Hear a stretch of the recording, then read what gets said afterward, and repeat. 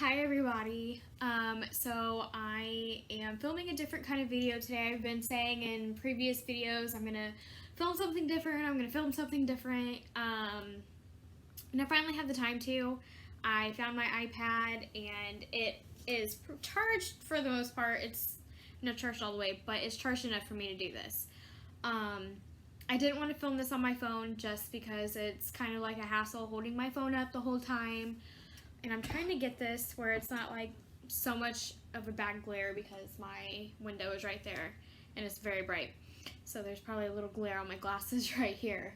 But what I wanted to film today is, I've talked about my miscarriage stories and how it's affected me, and I've talked about depression and anxiety.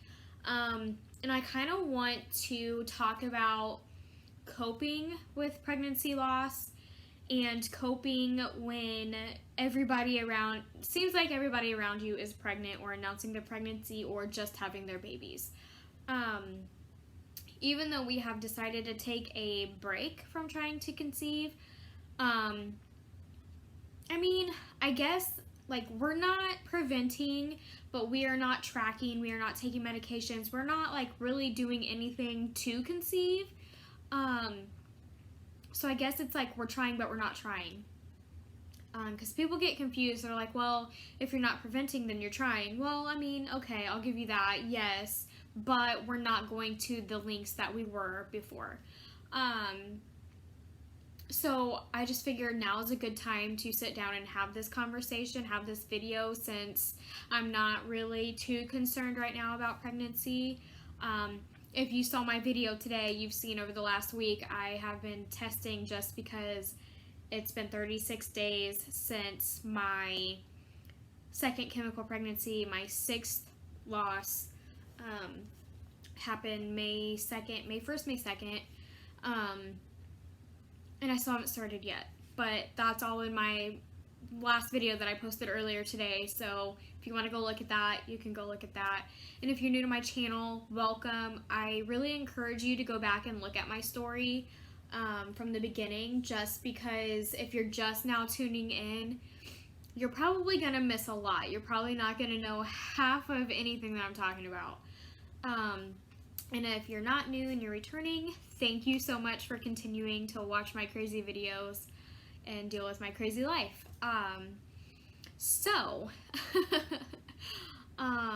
Coping with pregnancy loss. Now, I can't speak for second or third trimester pregnancy loss. That's not something I can speak on. I hope that's never anything I do have to speak on. All of my losses were before 11 weeks. Not that it's easy at any stage, but when you are in your first trimester, thankfully you do not most times have to birth your child. Most times you pass it naturally or you have a DNC. So I'm very thankful that I've never had to go through that process, and I'm hoping I never do, and my heart feels for any woman that has. I can't imagine your pain. I know my pain is great, so I can't imagine how much more your pain is. But, alright, so I will link these videos together. I don't know what happened. They got cut off. But like I said, when I left off, is all of my miscarriages have happened before 11 weeks. I did get close to 12 weeks with my second miscarriage before I had my daughter. I'll kind of just give a backstory real fast, and I'll walk through each one and give my thoughts and feelings and how I coped with that one. That might be a little bit easier. So my first miscarriage, it was in 2009. I was 16 when I found out I was pregnant. It was October 15th, 2009 when I took a pregnancy test. That's when I found out I was pregnant for the first time. And I had just turned 17 when I had my miscarriage. It was 6 days after my 17th birthday that I miscarried. I was a little over 7 weeks pregnant with this one. When I had the reason I knew I was going to miscarry before an ultrasound is I had blood work done my HCG blood work, and I had it done twice, 2 or 3 times, I believe, and my HCG was not doubling. It was going up, but it was not doubling like it's supposed to. So they kind of already told me, like, prepare to miscarry your baby. At this point in time, I had no idea what a miscarriage was. I really didn't know it could happen. I had no idea it could happen to me. But it did. When I went in for my 6-week ultrasound, there was nothing there. I still have that ultrasound to this day because that is the only ultrasound that I got from any of my miscarriages. So I still have that almost 10 years later. But I found out then that I would miscarry. And so on November 8th, 2009, I miscarried my first child. I went naturally. I started bleeding. It was very, very sudden. I went to the it was like late at night. I went to the bathroom and the toilet bowl just filled with blood. Disclaimer, this is probably going to get pretty graphic. So if you can't handle graphic stuff, I advise you not to watch this video.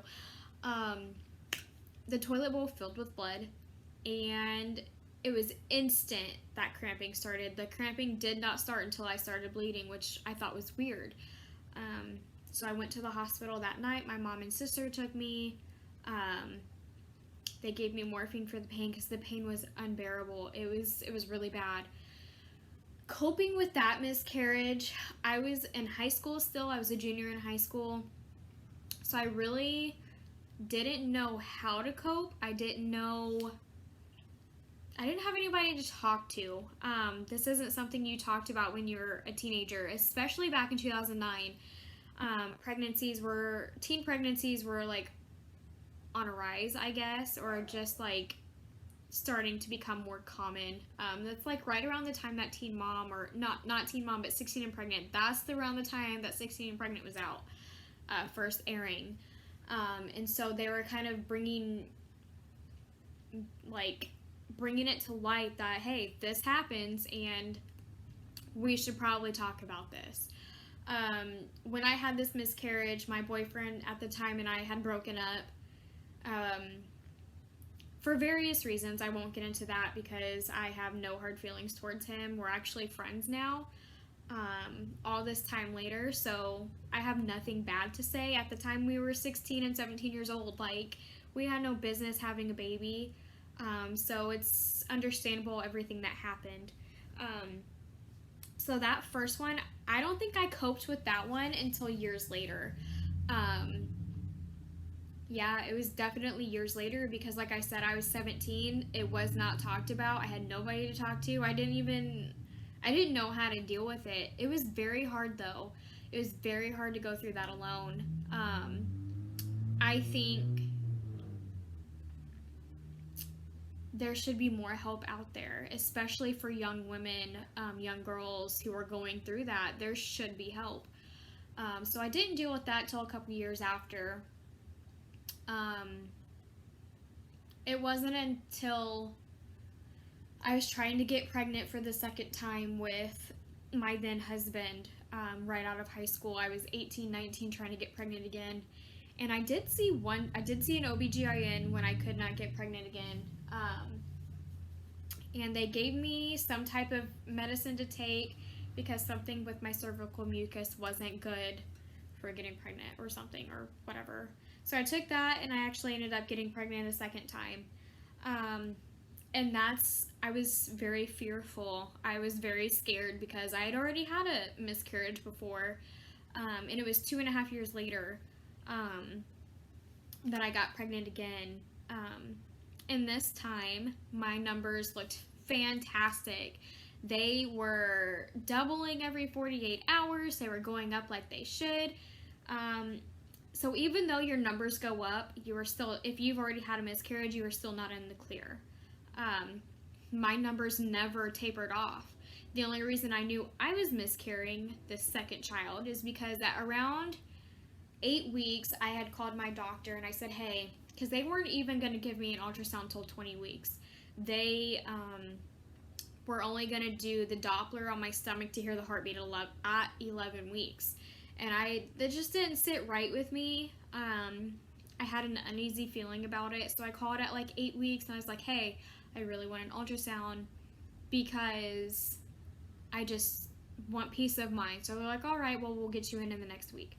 So at 9 weeks pregnant, I went in for my ultrasound, and this is when I found out my baby had no heartbeat. They had me measuring at 6 weeks pregnant, and I knew that was absolutely not correct. There was no way I was 6 weeks pregnant. And so they're like, well, come back in a week. We'll do another ultrasound just to make sure. So at 10 weeks, I went back and there was still no heartbeat. And at this point, we had to decide, was I going to miscarry on my own, or was I going to take a pill to help my body miscarriage, or was I just going to opt for the surgery, the DNC, to remove the baby from my uterus so I did not have to miscarry on my own or at home, and that way they could make sure all the scar tissue was gone. We opted to do the surgery, and I am so thankful I did, because I'll tell you in a minute. But coping with this one, I didn't have time to cope. Like, there was no time in between this loss and my pregnancy with my daughter, and that's why I'm so happy I had this surgery, because 2 weeks after I had my surgery, I got pregnant with her. So I had no time. There was 2 weeks between pregnancies. Like, it's crazy. I was pregnant for like a year.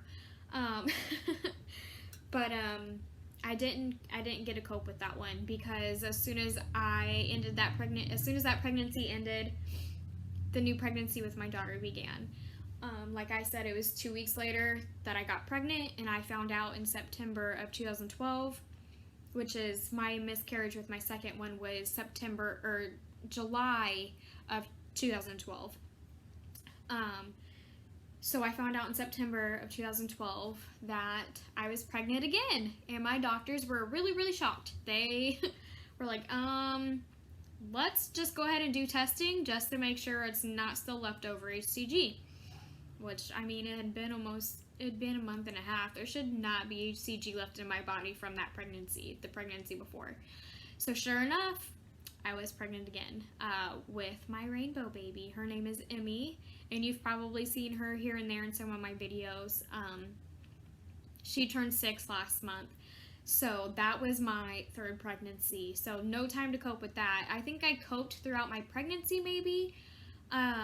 I was still scared throughout my entire pregnancy. Every ache or pain or cramp, I freaked out and went to the hospital. Not gonna lie.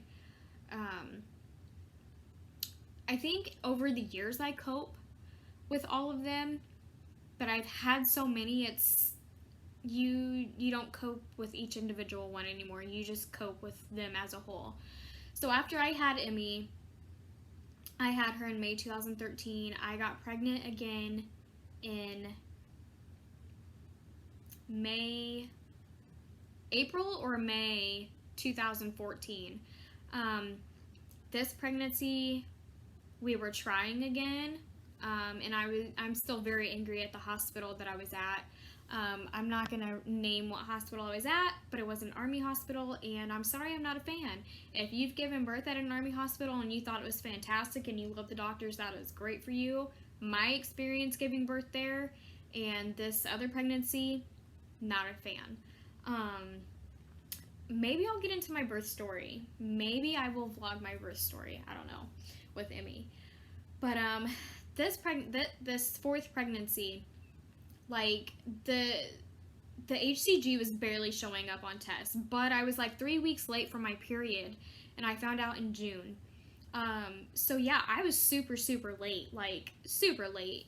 And these people kept refusing to do HCG blood work. Kept refusing. Well, I was like a couple days late when I first called them, and sorry, I had a text message. But I had called them when I first missed my period. They're like, well, give it a week, call back. A week goes by, still haven't started. Oh, well, give it another week, call back. 3 weeks go by. I'm like, you guys need to do blood work. Like, I know I'm pregnant. Like, there's no way I'm not. So let's do blood work. So by the time they finally did blood work, my HCG was 6. It was 6. I was pretty angry because at this point, what can you do? There's no point in doing an ultrasound. There's no point in doing anything. You're just going to have to miscarry on your own. Sorry about you. So I did. I ended up miscarrying June 16th, 2014, which is coming up here in about 10 days. It's been 5 years. So here I am, 3 miscarriages since from 2009 to 2014.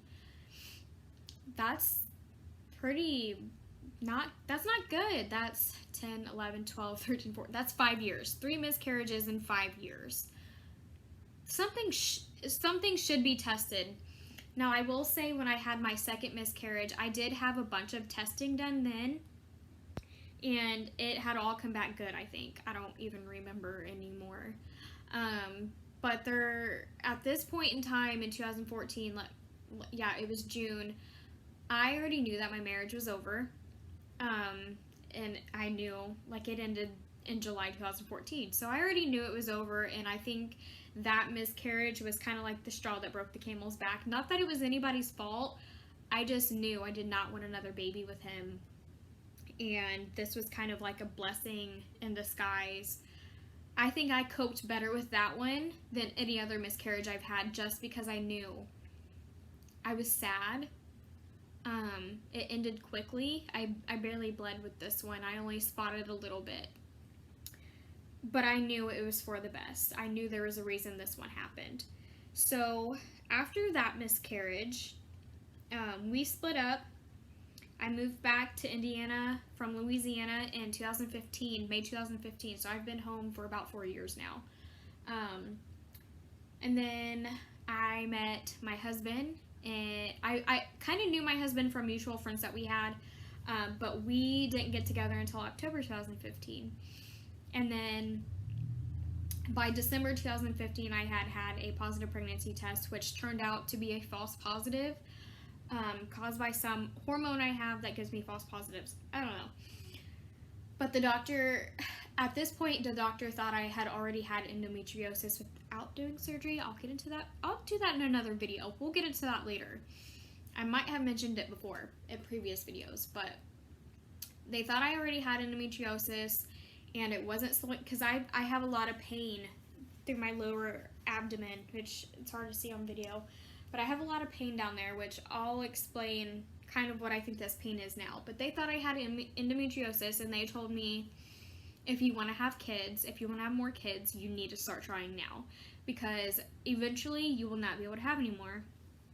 So us being together for only 3 months, he agrees, because I gave him the choice. I was not like, hey, you need to have a baby with me or whatever. I was like, this is completely your choice too.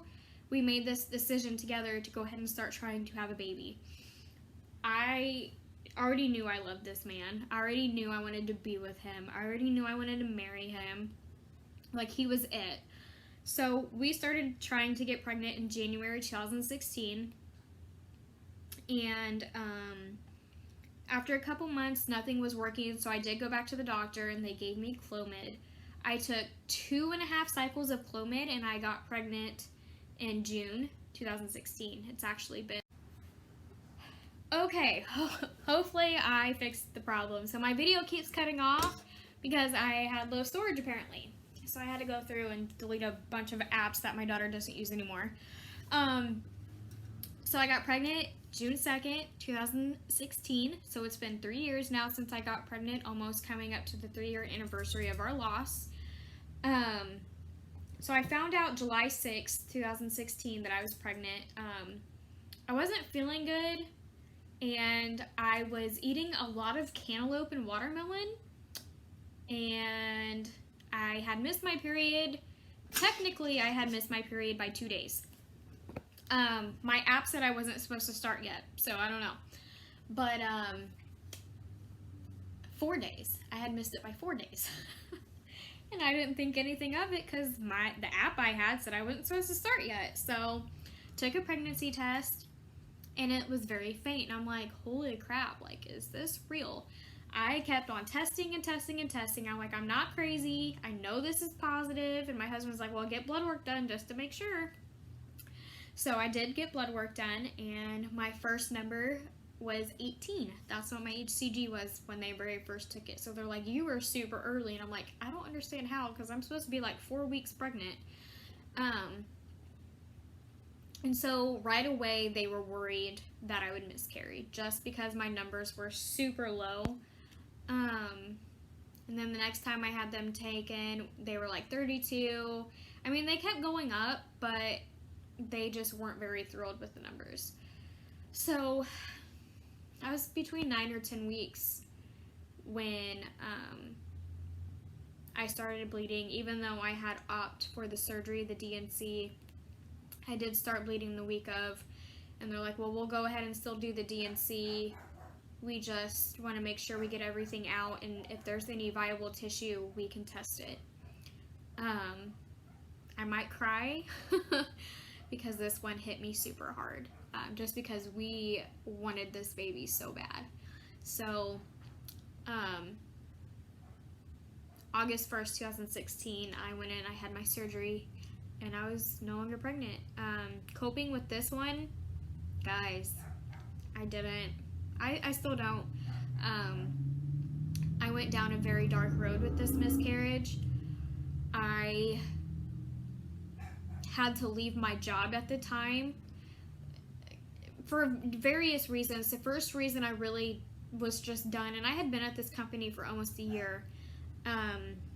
So the week of my surgery, I had let them know, hey, because I was working a 4 to midnight shift for training, and I was like, hey, I'm having surgery on Friday in the morning, I'm going under anesthesia. They're like, well, if you don't come in, you'll be fired. Even with the doctor's note, I could still be fired. So I was like, well, all right. So sure enough, I had my surgery, I came home, I slept, and I went to work. And I was very pissed off, very mad. And even the people in my training class were very concerned, because they're like, you just had surgery, you just lost a baby, and you're at work? Well, yeah, it's either that or lose my job. So that's one reason. But this is when my anxiety really showed its ugly head. I started to have anxiety attacks. But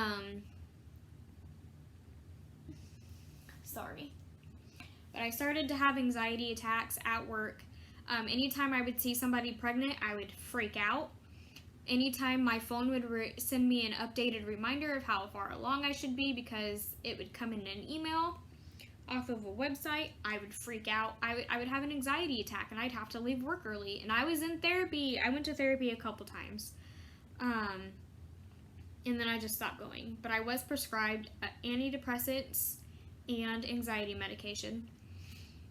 And it was just kind of a spiral from there, because after that miscarriage, we immediately tried to have another baby, and this delayed my body from healing. It took several months for me to get a cycle back, and even then I had to take progesterone to get my cycle back. So it was a very, very hard road. I still struggle today, and it's been almost 3 years, but I think for the first year, I didn't cope with it. I struggled bad. I struggled hard, because I thought I could do like with what happened with my daughter. I could start trying again right away, and I'd get pregnant again, and I'd be fine. And when that didn't happen, it was very hard for me.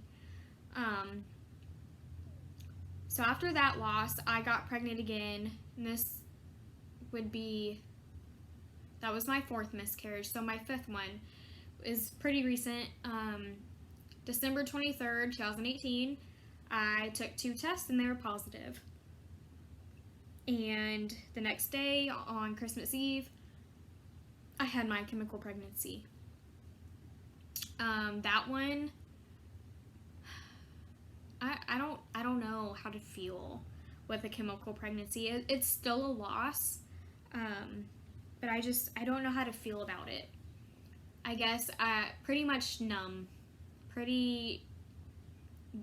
used to it. Like, I know that sounds horrible to say, but I'm just so used to my body not carrying a baby my body just rejects it, I'm used to it. I have, like, it's almost like I have no feelings. And I don't like to say that because of course I have feelings. Of course, I feel things about this that's happened. So fast forward to May. I miscarry again. I have another chemical pregnancy, which is what I'm dealing with now. I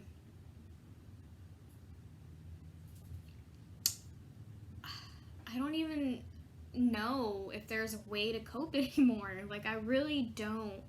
When you've been through so many losses, and this marks my 6th, you're just kind of like empty inside. Like, is there even room in my heart to feel any more loss? Is there any room in there for me to grieve the babies that I've lost? Like, how do I do this?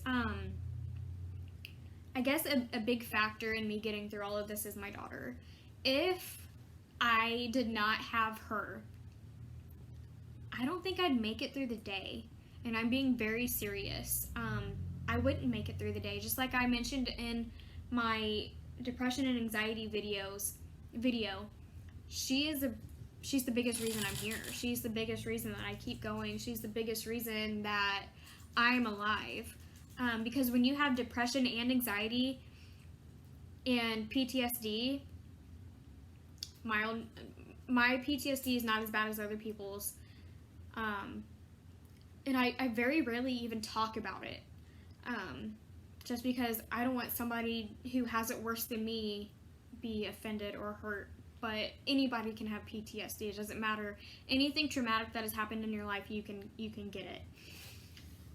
But it's like, when you have all of that mixed in with losses, guys, it is the hardest thing I've ever had to deal with in my life. And then throwing in that you also have a very healthy child on top of it, how does your heart and how does your brain even begin to understand why you were allowed to have this child, but you are not allowed to have any more?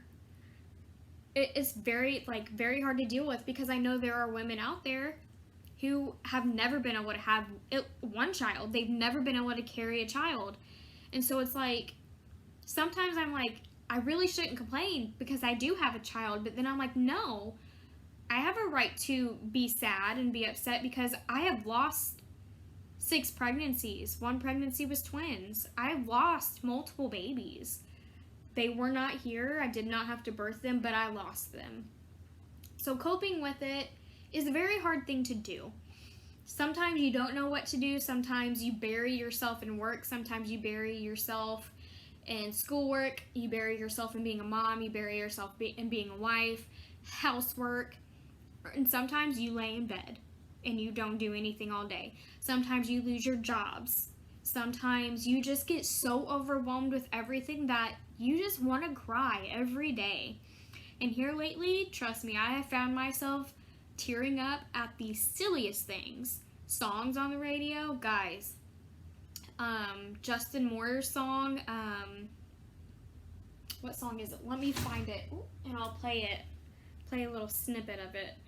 Because the song, I don't know if it's because, hold on, let me see. Okay, this one. The ones that didn't make it back home, this song makes me want to cry. TV shows are making me, I'm currently binging The 100. I'm in season 6 now. Season 5, the ending of it, I almost cried. I don't even know. Like, I'm wanting to cry over everything. All I have to do is think something, and I'm like, instant, almost tears. And I'm like, something's not right. But it's how I cope. Crying makes me feel better sometimes. Sometimes it gives me a gnarly headache, but it makes me feel better. Animals, I bring home animals to deal with my coping.